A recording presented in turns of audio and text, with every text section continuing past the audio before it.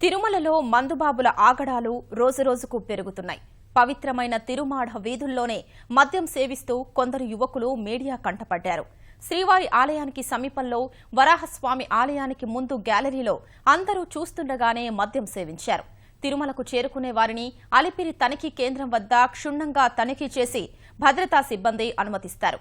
కొందరు మాత్రం కొండపై నిషేధిత వస్తువులు యథేచ్ఛగా తీసుకొచ్చి పట్టుబడుతూనే ఉన్నారు.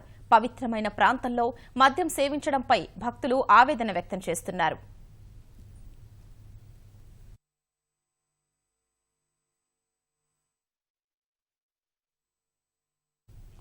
తిరుమలలో మందుబాబుల ఆగడాలు రోజురోజుకు పెరుగుతున్నాయి. పవిత్రమైన తిరుమాడ వీధుల్లోనే మద్యం సేవిస్తూ కొందరు యువకులు మీడియా కంటపడ్డారు. శ్రీవారి ఆలయానికి సమీపంలో వరాహస్వామి ఆలయానికి ముందు గ్యాలరీలో అందరూ చూస్తుండగానే మద్యం సేవించారు. తిరుమలకు చేరుకునే వారిని అలిపిరి తనిఖీ కేంద్రం వద్ద క్షుణ్ణంగా తనిఖీ చేసి భద్రతా సిబ్బంది అనుమతిస్తారు. కొందరు మాత్రం కొండపై నిషేధిత వస్తువులు యథేచ్ఛగా తీసుకొచ్చి పట్టుబడుతూనే ఉన్నారు. పవిత్రమైన ప్రాంతంలో మద్యం సేవించడంపై భక్తులు ఆవేదన వ్యక్తం చేస్తున్నారు.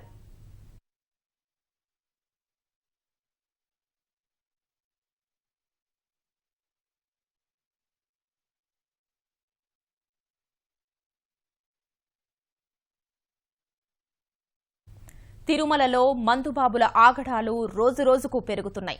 పవిత్రమైన తిరుమాడ వీధుల్లోనే మద్యం సేవిస్తూ కొందరు యువకులు మీడియా కంటపడ్డారు.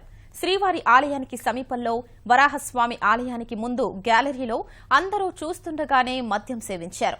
తిరుమలకు చేరుకునే వారిని అలిపిరి తనిఖీ కేంద్రం వద్ద క్షుణ్ణంగా తనిఖీ చేసి భద్రతా సిబ్బంది అనుమతిస్తారు.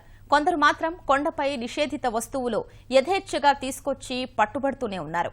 పవిత్రమైన ప్రాంతంలో మద్యం సేవించడంపై భక్తులు ఆవేదన వ్యక్తం చేస్తున్నారు.